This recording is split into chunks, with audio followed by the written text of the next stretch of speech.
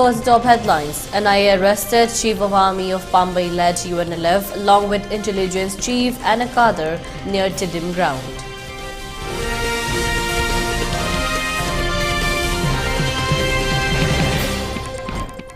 ASU organizes torchlight rally in Guwahati against Citizenship Amendment Act.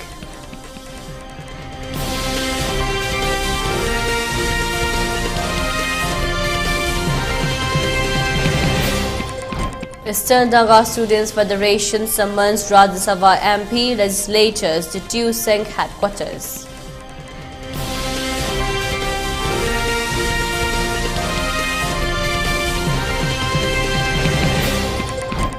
Modi government bans Jammu Kashmir National Front for supporting terror activities, anti-India propaganda.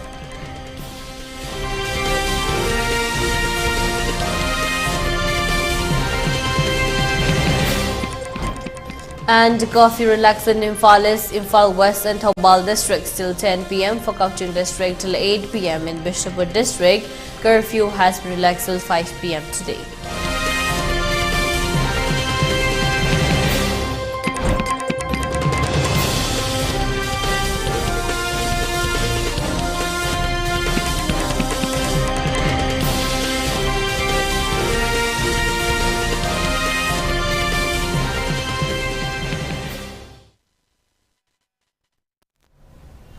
Hello, welcome to ELITETV's 3 p.m. English News. I'm your host, Deemita. Now the news in detail.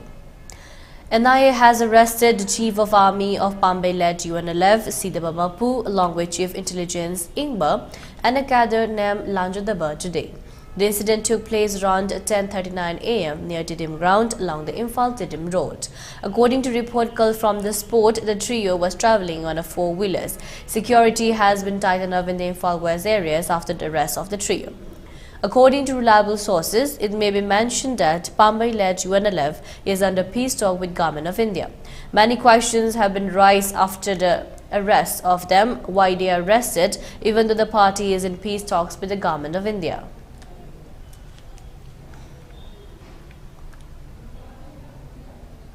Some miscreants coming on a two-wheeler fired 2 rounds of bullets at Mahalakshmi Pharmacy located at Alugali Thangal Bazaar and the city police station yesterday around 6 p.m. Fortunately, no one was injured in the incident. The owner of the pharmacy is one Ramnath of Telepathy. A case has been registered in police station concerned. Denouncing the firing, many pharmacy stores in Thangal Bazaar have been shut down today.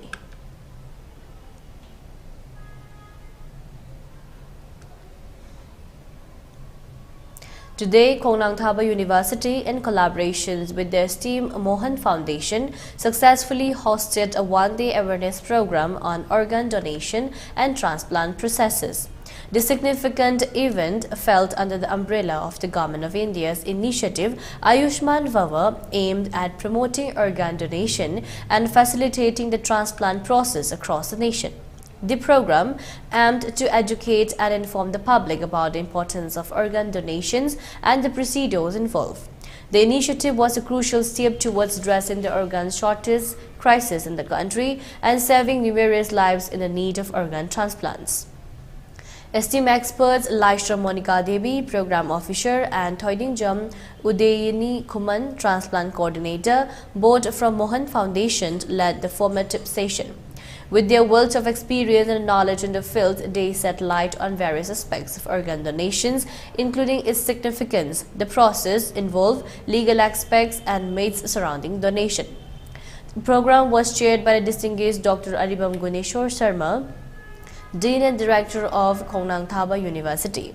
Dr. Laishram's leadership, Dr. Sarma's leadership and vision have been instrumental in fostering collaborations and advancing healthcare initiatives within the university and the broader community. Addressing the occasion, Dr. Aribam Guneshwar Sarma said that organ donation is a noble act that has the power to transform lives. Through initiatives like this, we aim to dispel misconceptions and encourage more people to come forward and pledge their organs, ultimately saving lives and promoting a culture of compassion and altruism.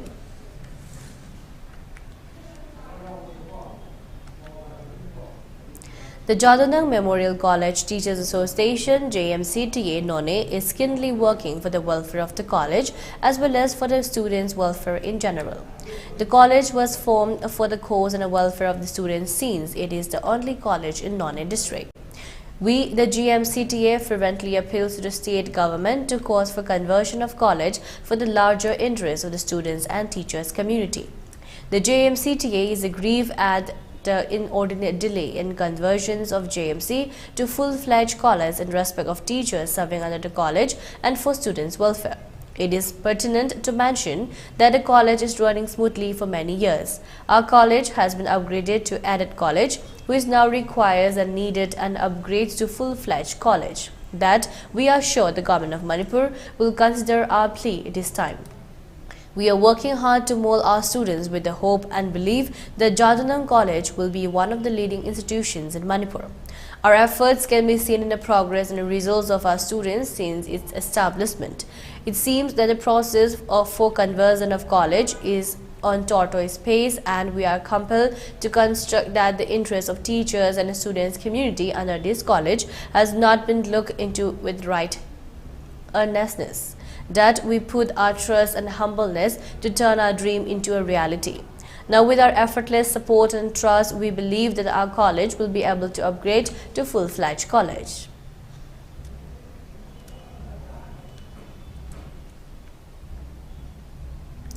Manipur Chief Minister N. Biren Singh and Tourism and Higher Education Minister of Nagaland, Temjen Imna, have an enlightening discussion about various development activities of the two states and also the forthcoming Lok Sabha election.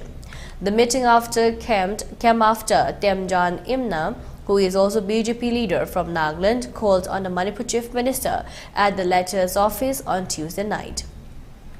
Manipur Chief Minister in his ex-post shares honored to have Honorable Tourism and Higher Education Minister of Nagaland, Sri Imnazi, at his Secretariat office, had an enlightening discussion on various development activities and projects taking place in the Northeast states under the dynamic leadership of Honorable Prime Minister Sri Narendra Modi ji.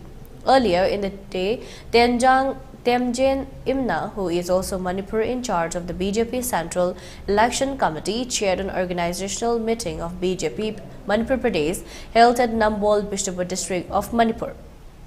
The visiting leader has taken the suggestions from the grassroots workers for the party's manifesto for the ensuring Lok Sabha elections slated in April to May. The BJP leader from Nagaland had also taken the ground situations about the aspiring candidates for the two Lok Sabha seats in Manipur. The 14th Scientific Advisory Committee meeting 2024 of the ICAR KVK Tamenglong and ICAR KVK Ukhrul was held in hybrid mode today at Conference Hall ICAR Manipur Center, Lamphulpat. Dr. Ram Gopal Laha, head of the Regional Center, ICR Manipur Center, and I.M. Singh, Principal Scientist, Seed Technology, presided over the meeting. The meeting was also attended by ICR KVK staffs of Manipur. Progressive farmers from Tamenglong and Ukhrul villages also attended the program. During the meeting, a detailed program on an action plan for the year 2024 was discussed and finalized for the overall benefit of the farming community of None, Tamenglong, Ukhrul and Kamjong districts.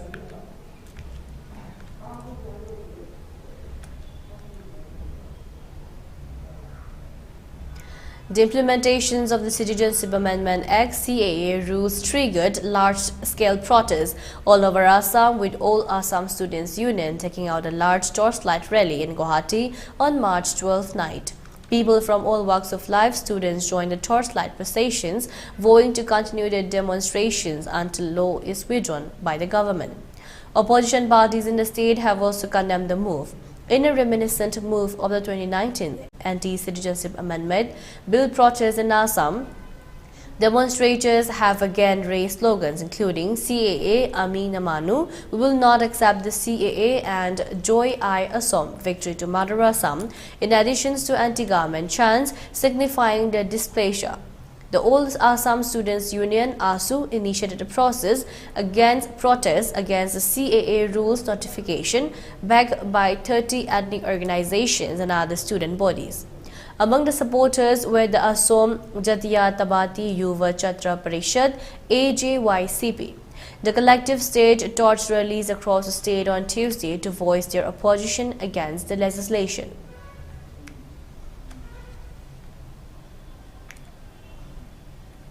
The Eastern Naga Students Federation ENSF and its federating units have called upon Rajya Sabha Member of Parliament S. Pangnon Konyak and 20 other legislators from Eastern Nagaland. They are expected to arrive at Tuiseng headquarters by 12 noon on March 14, 2024.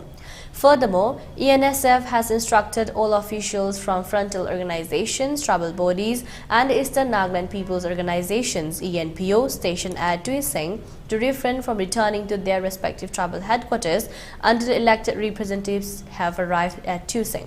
The Eastern Nagaland Students Federation (ENSF) held a meeting on March 11 with representatives from the 7 tribal federations, including Chong Widosi Setsang, Konyak Students Union, Form Students Conference, and United Sanctum Students Union. The purpose of the meeting was to discuss the Eastern Nagaland People's Organizations (ENPO) official endorsement, allowing the federation and its federating units to monitor the ongoing public emergency in relation to the demand for frontier Nagaland territory.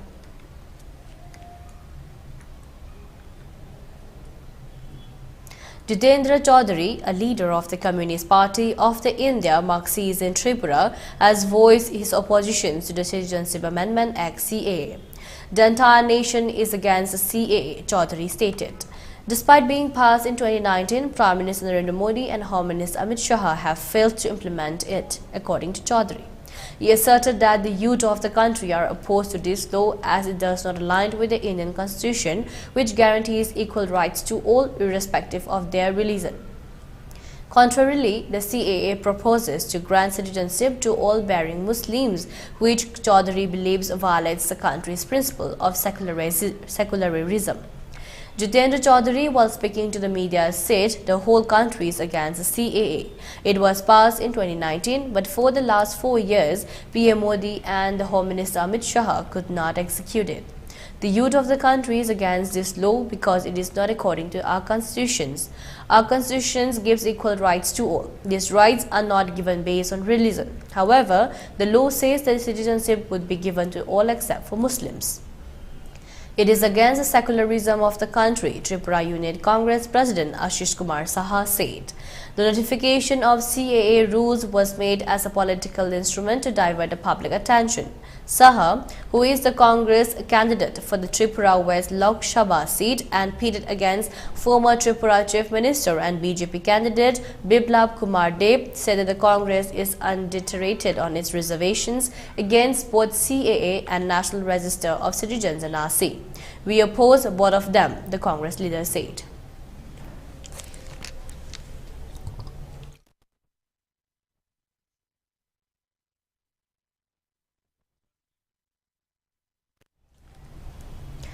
Delhi Chief Minister Arvind Kejriwal questioned the Citizenship Amendment Act (CAA) implemented by the BJP government at the centre.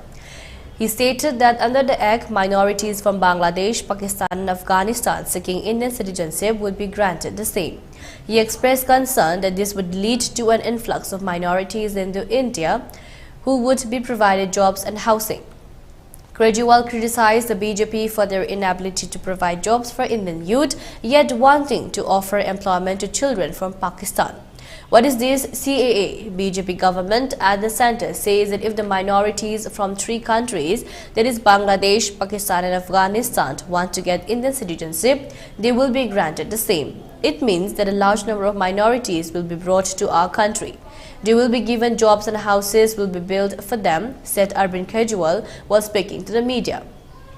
The BJP can't provide jobs to our children, but they want to give jobs to children from Pakistan. Several of our people are homeless, but BJP wants to settle people for Pakistan here. They want to give our jobs to their children. They want to settle Pakistanis in our rightful houses. The money of the government of India that should be used for the development of our families and the country will be used for the settlement of the Pakistanis. He also expressed his discontentment towards the BJP's intent to settle Pakistani immigrants in India while several Indians are homeless. He concluded by stating that the funds of the Government of India, which should be used for the country's development and its citizens, would be expanded on settling Pakistani immigrants.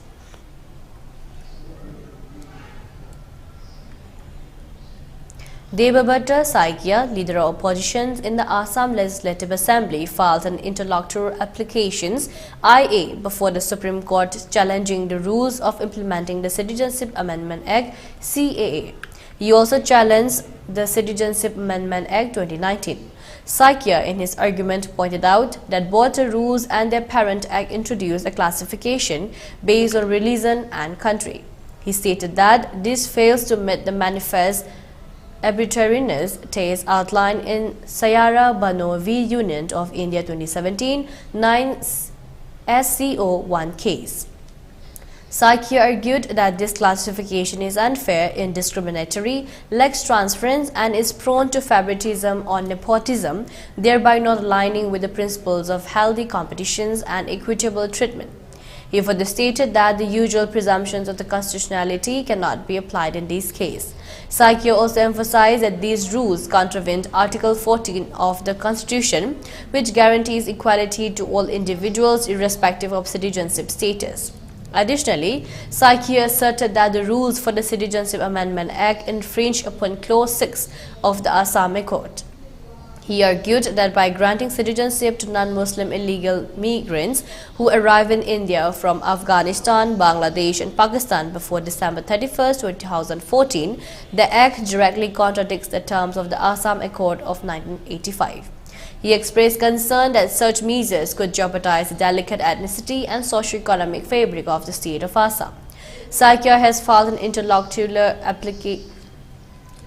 interlocutory applications IA requesting a stay on implementations of the Citizen Amendment Act CAA rules, citing the Act's enactment in 2019 and its non-implementations for over 4.5 years.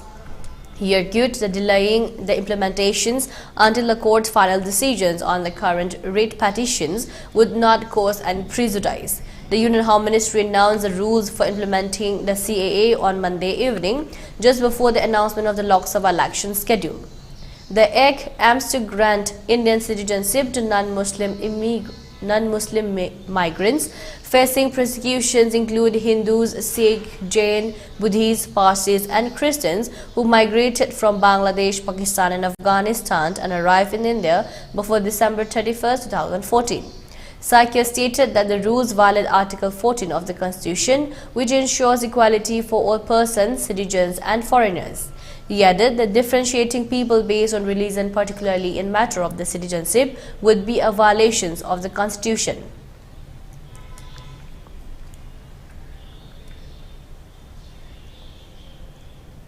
Minister of State for External Affairs and Education Minister Dr. R.K. Ranjan in a video message said recent issuance of the rules for the Citizenship Amendment Act or CAA will help allay the general apprehensions that the Act would infringe the identity, language, political and economical power of the indigenous people in Manipur. Notably, the Union government on Monday issued the rules for the Citizenship Amendment Act or CAA 4 years after the controversial law was passed to fast-track citizenship to non-Muslims who entered India from 3 neighboring countries, namely Afghanistan, Pakistan and Bangladesh on or before December 31, 2014. Dr. R.K. Ranjan said we should take the opportunity to detect and deport the illegal immigrants settled in the state against the backdrop of the effective implementation of CAA. BJP-led NDA government issued rules for the Citizenship Amendment Act yesterday. He recalled that during the discussions on CAA in Lok Sabha in 2019, he urged the centre to safeguard the minorities, indigenous communities in Manipur. On the very next day, Union Home Minister announced in the Parliament that inner line permit system will be implemented in Manipur. Ranjan said CAA will grant citizenship to religiously persecuted non-Muslims who entered India from Pakistan, Afghanistan and Bangladesh. However, all such people won't be granted citizenship under the CAA rules. Those people who cannot fulfill the 6 points prescribed by the government won't be granted citizenship. CAA does not cover illegal immigrants coming from Myanmar. Centered to effectively implement NRC with 1961 is based here and not to grant citizenship to those immigrants who entered Manipur after 1961, Ranjan said. The Union government notified the Citizenship Amendment Rules 2024 on March 11th, thus paving the way for enforcement of the controversial Citizenship Amendment Act (CAA). Along with this, a gazetteer notifications regarding the formations of an empowered committee and a district-level committee in the states or union territories for granting citizenship has been notified by the Ministry of Home Affairs. This gazetteer notification has been issued in exercise of powers under Section 6B of the Citizenship Act 1954. It may be noted that Section 61B was inserted by the CAA, setting out the procedure of the acquisitions of citizenship by naturalizations by migrants from Pakistan, Afghanistan or Bangladesh who belongs to Hindu, Sikh, Buddhist, Jain, Parsi or Christian communities and who entered India before December 31, 2014, he added.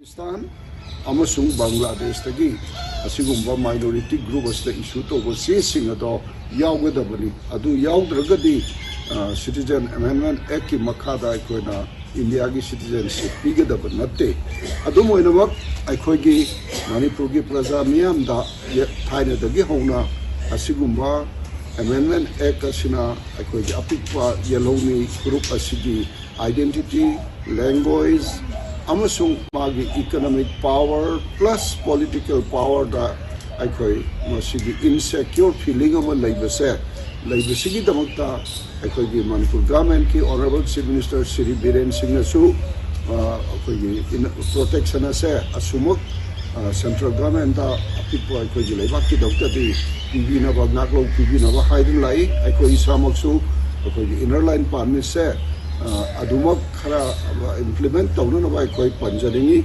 aduga loinana asigumba mioi sing ase fazana properly identify tawba yana na ba aduga ain gi wangu da sangpa mitop sing ase masi deportation tawkinabagi adugumba chouba khudong chaba ma aikoina lohobu yai matang stai na panjaning bade honorable chief minister na ngarang mukta da public platform da pandi gi ba Citizen Amendment Act si Chalaiboga Loinana NRC Sadanaba Aduga NRC ki baseline se 1961 the Ogadabani na Haidi Kibudu Yamna Sumba statement ni Haidi Wafama se Kuna Ogadna Yelgadi Matamadugi MSU All Manipur Student Union na Foreigner Isugi Strike to Kumatamda Tenkhang Anirakta Kogi BNCR se agreement Taunaki Adubu latest Wina Matam Kara President rules Alaibu Matamda Matamadugi MSU ki President Uzigna Manipur University ki Professor Mohilan Magi Matamda Matamadugi Governor da Kogi Memorandum of Understanding signed over Tamda 1961 said BNCR Ogadavani Haikibani. And now let's take a short break. Stay tuned for more updates. Welcome you all to UNAPO School Chanum, Imphal East, a fully residential school ranked Manipur #1 in All India School Ranking Awards 2023-24 by Education World in Co-Education Boarding School category. Academic session for 2024-25 will begin on 1st April 2024. Registrations are open for classes 4 to 9. Hurry up for registration.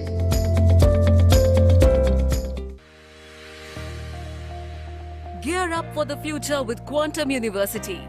Write your success story with our new age programs that shall be amongst the top 3 most rewarding careers in India and across the globe in the next decade. One of the reasons why Quantum is a leading private university in India is these world-class partnerships which makes it stand out among the rest.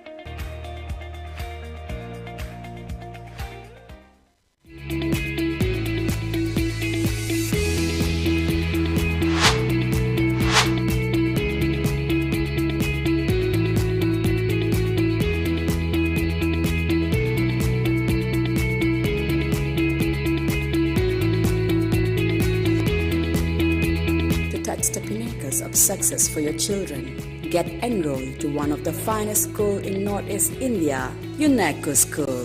Excellence in education.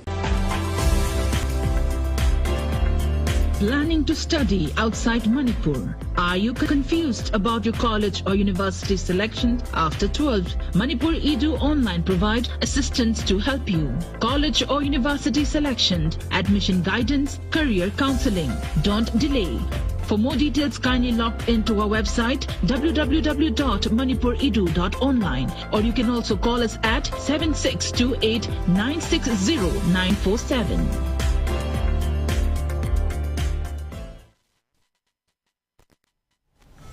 Welcome back again. You're watching ELITETV's 3 p.m. English News.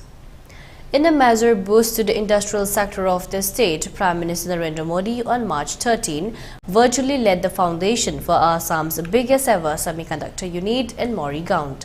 The project, worth Rs 27,000 crore, has been initiated under the Assam Semiconductor Policy 2023 to Tata Group's Tata Semiconductor Assembly and TSAT. The new state-of-the-art Greenfield project will generate an estimated 30,000 new jobs, giving a huge boost to the employment opportunities in the region. This unit is poised to become a technological powerhouse with indigenous advanced semiconductor packaging technologies encompassing flip chips and ISIP technologies. The facility's impressive daily production capacity of 48 million units will cater to a diverse array of sectors, including automotive, electric vehicles, consumer electronics, telecom, and mobile phones. Beyond its technological significance, the Assam-based unit promises to be a catalyst for economic growth and job creations in the region. Emphasis is given on the 3 key platforms technologies which will be used in the facility: wire bond, flip chip, and integrated system packaging (ISP). This will assemble and test semiconductor chips for applications across automotive, mobile devices, AI, and other key segments. The first phase of the unit is expected to be operational by the year 2025. This decision marks the pivotal steps in fostering growth and investment within the semiconductor sector in the region, which was once known for being the hotbed of the insurgency.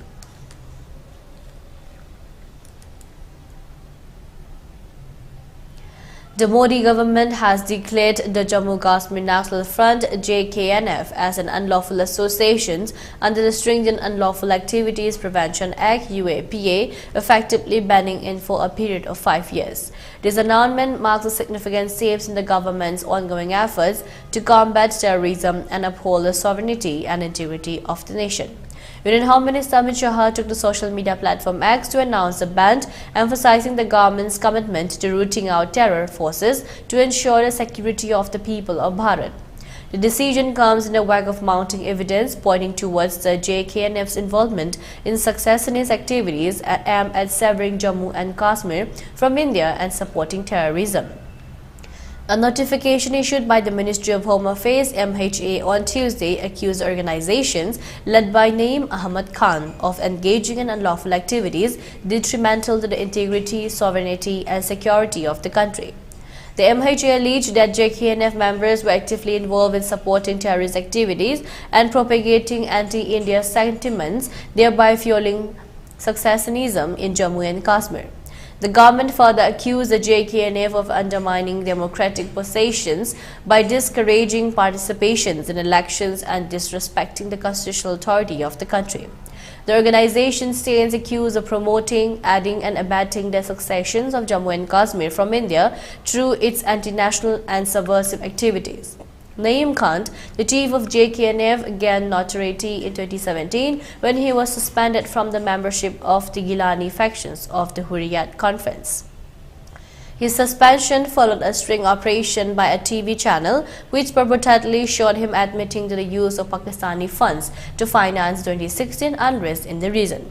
Additionally, Khan has been questioned by the National Investigation Agency (NIA) over allegations of receiving funds from Pakistan to fuel protests in the Kashmir Valley.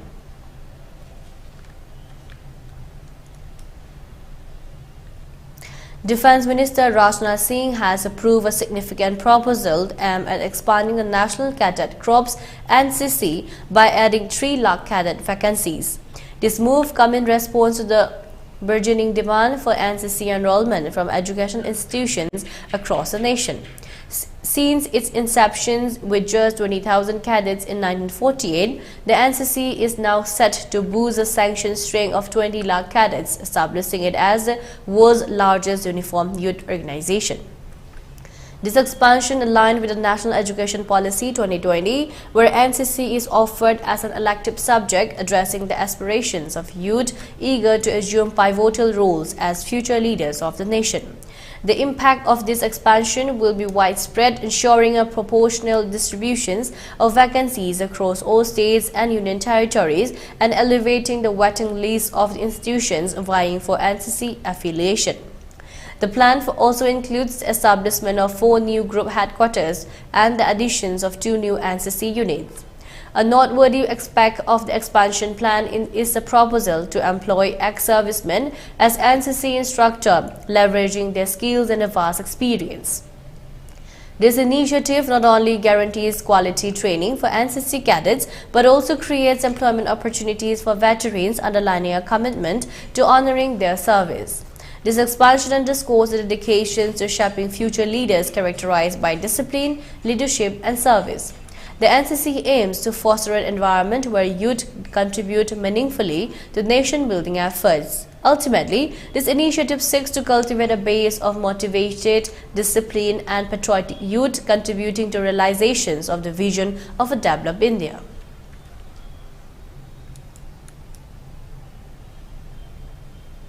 On Wednesday, March 13, a roadside restaurant in the Bishraq neighborhood of Greater Noida West, Uttar Pradesh, caught fire.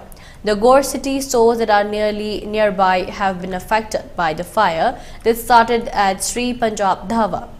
As the restaurant caught fire, thick clouds of the black smoke rose into the sky, sending people running for their lives. More than 6 fire tenders hurried to the scene as soon as they learned about the incident. 2 hours of the work eventually put out the fire. A short circuit is thought to have started the fire. The cause of the tragedy hasn't been determined yet, though confirming no lives were lost in the fire accident, the district fire officer said. 8 fire tenders were sent to the spot as soon as we received the information. The fire was brought under control, while reason for the blaze in the dhaba being investigated. A short circuit is suspected to be the cause of the fire. The eyewitnesses who was in nearby dhaba said, "As soon as I came out of the dhaba, I could see a massive fire. Within 15 minutes, the surrounding areas also caught fire."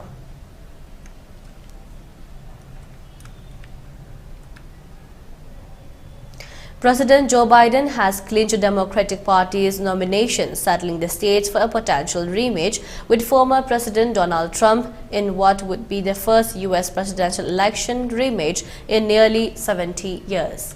Biden surpassed the threshold of 1,968 delegates needed to secure nominations on Tuesday, according to sources, as primary results poured in from Georgia, Mississippi, Washington State, the Northern Mariana Island, and Democrats living abroad.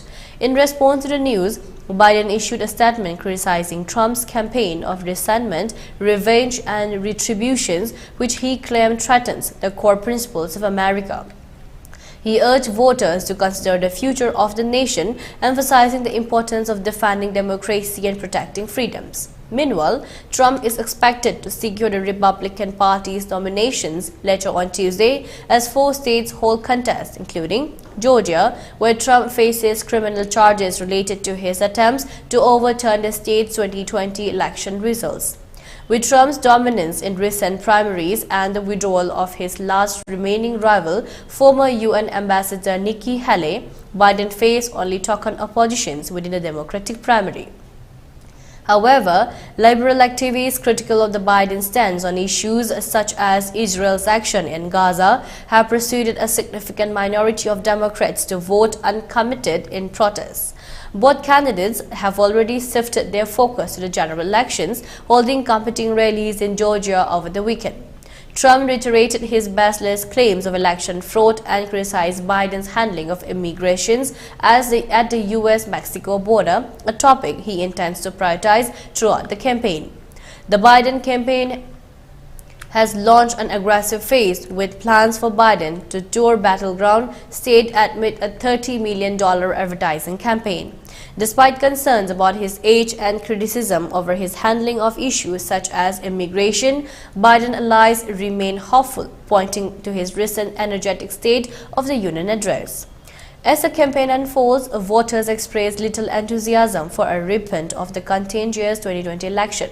Both Biden and Trump face challenges in winning over the majority of voters, with polls indicating widespread dissatisfactions with both candidates. Trump's legal troubles, including multiple felony charges and an upcoming criminal trial, could further complicate his bid for re-election. Biden, on the other hand, grapples with a concern about his age and criticism over his handling of issues such as the border crisis and the economy. With the stage set for a potential rematch between Biden and Trump, the upcoming election promises to be closely watched as both candidates vie for the presidency amidst a backdrop of political turmoil and uncertainty.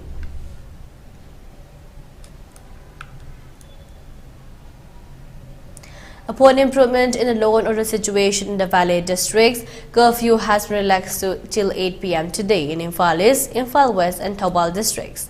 In Cochin district, curfew has been relaxed till 8 p.m. today. However, in Bishnupur district, curfew has been relaxed till 5 p.m. today. Traffic is seen as usual on the roads, shops and markets remain opened. People were seen purchasing essential items during the curfew relaxation.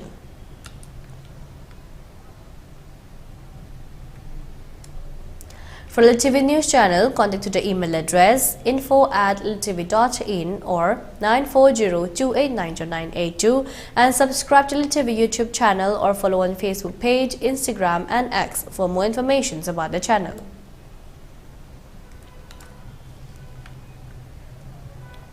And now let's take a look at the headlines once again.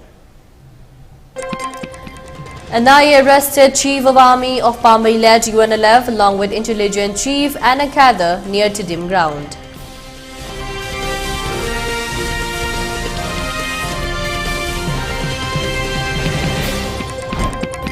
ASU organizes torchlight rally in Guwahati against Citizenship Amendment Act.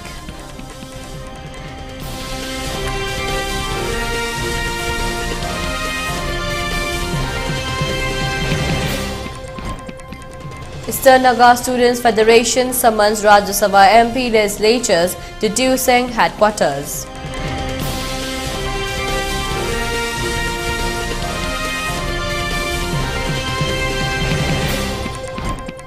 Modi government bans Jammu Kashmir National Front for supporting terror activities, anti-India propaganda.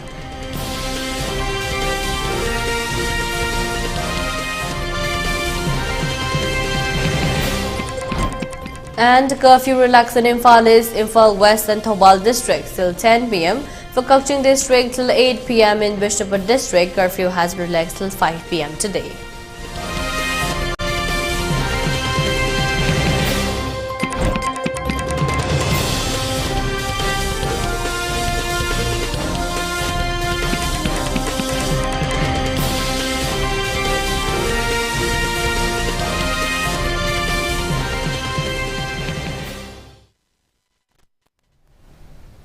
And that's all for now. For more updates, keep watching ELITETV 6 p.m. English News. Thank you and have a great day.